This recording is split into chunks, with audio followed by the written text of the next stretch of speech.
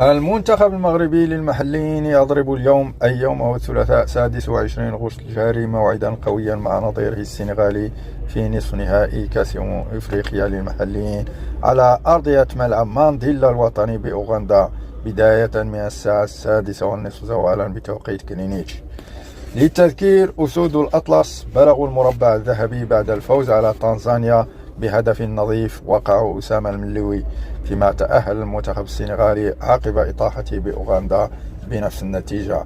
ويذكر أيضا أن المغرب سبق أن توج بلقب الشان 2018 و2020، فيما يحمل السنغال لقب النسخة الماضية بالجزائر.